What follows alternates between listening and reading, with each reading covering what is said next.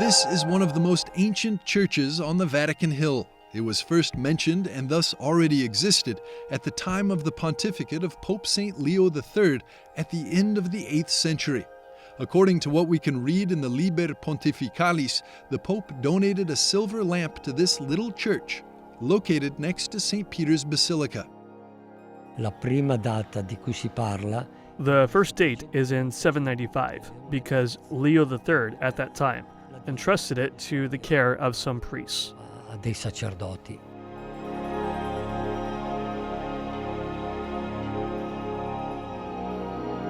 It's a very small church, and originally it was called Saint Peregrine at the Naumachia.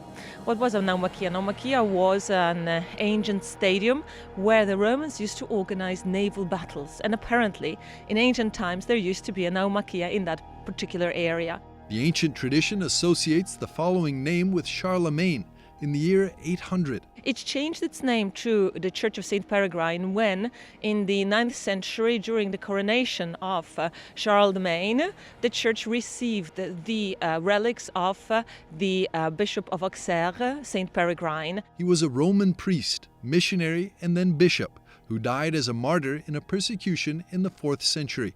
At that point, the chapel became the Church of Saint Peregrine, and it was part of a larger complex, like others that sprang up around St. Peter's. The first date mentioned is in 795 because Leo III at that time entrusted it to the care of some priests. The location of the church is unique and refers to the centuries-old history of pilgrimage. It is to be found on the street called Via del Pellegrino, the Way of the Pilgrim.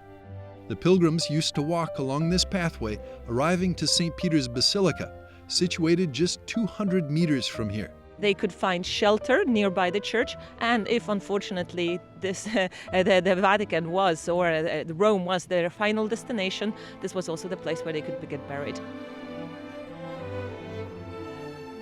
Because sometimes pilgrims arrived exhausted and were therefore buried in this cemetery. Already in the Middle Ages, thousands of people from Northern Europe were traveling to Rome along this route.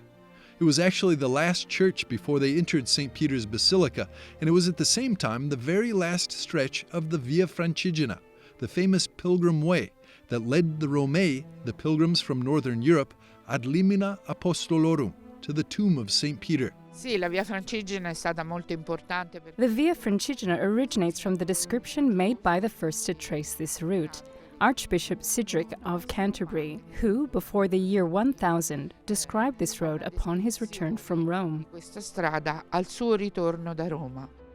The church, after having been a place of welcome and prayer for ancient pilgrims, had become the property of the Vatican chapter.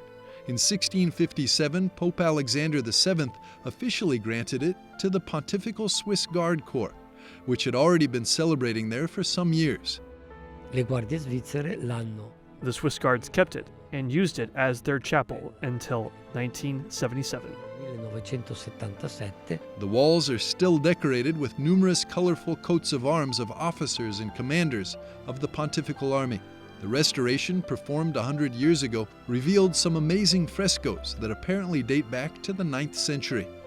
The value of the chapel is inestimable, especially now, during the Jubilee Year of Hope, when millions of pilgrims from all over the world are once again making their way to St. Peter's tomb, just as hundreds and hundreds of years ago.